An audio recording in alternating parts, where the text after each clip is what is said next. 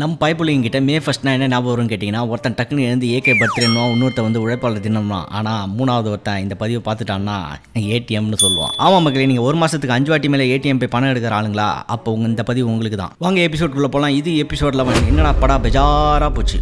RBI அதாவது reserve bank of India என்ன சொல்லுதுன்னா, கண்ணா இவ்வளோ நாள் உங்களை 5 வாட்டி ஏடிஎம்மில் ஃப்ரீயாக பணம் எடுக்க விட்டுருந்தேன். 6வது வாட்டி எடுக்கும்போது 21 ரூபா தான் பிடிச்சேன். ஆனால் இனிமேல் மே 1ஆம் தேதி 2025லேருந்து 21 ரூபா பிடிக்க மாட்டேன், 23 ரூபா பிடிப்பேன், 2 ரூபா இன்க்ரீஸ் பண்ணிருக்கேன் அப்படின்னு சொல்லியிருக்காங்க. பயப்படாதீங்க, நான் சொல்கிறது வருஷத்துக்கு இல்லை மாதத்துக்கு. இது என்னடா படம் பெஜாராக போச்சு, எதுக்கு 21 ரூபாலேருந்து 23 ரூபா இன்க்ரீஸ் பண்ணுறீங்கன்னு கேட்டிங்கன்னா, கண்ணா எங்களுக்குன்னு சில செலவுகள்லாம் இருக்குது, சொல்கிறேன் கேட்டுக்கோ. ஏடிஎம் மெயின்டெனன்ஸ் காஸ்ட், ஏடிஎம் வாசலில் ஒரு செக்யூரிட்டி வைக்கணும், அவனுக்கு சம்பளம் கொடுக்கணும். அப்புறம் ஏடிஎம்மில் தண்ணி கேன் வைக்கணும், வெயில் காலம் வேறு ஆயிடுச்சு. Second, cyber security. இன்டர்நெட்டில் பல திருடங்கள் வந்துட்டானுங்க, எந்த நேரத்தில் எதாவது ஆட்டையை போடுவானுங்க தெரியாது. ஸோ சைபர் செக்யூரிட்டி இன்க்ரீஸ் பண்ணணும். 3வது, கேஷ் லாஜிஸ்டிக்ஸ். இந்த கேஷ்லாம் எடுத்துன்னு வந்து லோட் பண்ணுறாங்க இல்லையா ஒரு வண்டியில், அந்த வண்டிக்கு டீசல் போடணும். அப்புறம் வந்து இந்த கேஷ் எடுத்துகிட்டு வராங்க இல்லையா, அவங்களுக்கு 2 துப்பாக்கி கொடுக்கணும், துப்பாக்கி புல்லட் வாங்கணும். இந்த மாதிரி சில செலவுகள்லாம் இருக்கிறதுனால அந்த 2 ரூபா இன்க்ரீஸ் பண்ணுறது தவிர வேறு எங்களுக்கு வேறு வழியே தெரில அப்படின்னு சொல்லிட்டாங்க. இதனால் யார் அதிகமாக பாதிக்கப்படுவாங்கன்னு கேட்டிங்கன்னா, அதிகமாக ஏடிஎம்மை யூஸ் பண்ணுற மக்கள் பாதிக்கப்படுவாங்க.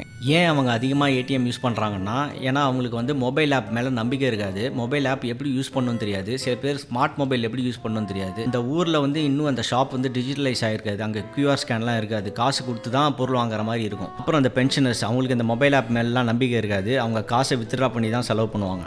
ஸோ இந்த மாதிரி மக்கள்லாம் அதிகமாக பாதிக்கப்படுவாங்க. ஓகே தலைவா, எல்லாம் ஓகே தான், நல்ல இன்ஃபர்மேஷன் தான். அந்த 23 ரூபா நான் சேவ் பண்ணோம், அதுக்கு என்ன வழி அப்படின்னு கேட்டிங்கன்னா, இப்போ ஒரு மாதத்தில் ஃபஸ்ட்டு டைம் ஏடிஎம்மில் வித்ட்ரா பண்ணும்போது அதிகமான பணம் எடுத்துருங்க. இப்போ 200 ரூபா எடுக்கிறதுக்கு பதிலாக மொத்தமாக 1000 ரூபா எடுத்துருங்க.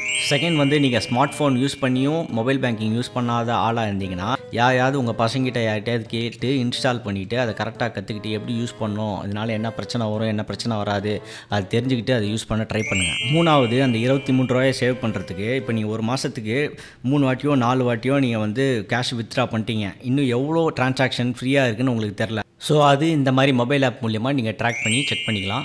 23 ரூபா மக்களே, 23 ரூபா ரொம்ப இம்பார்ட்டண்ட்டு.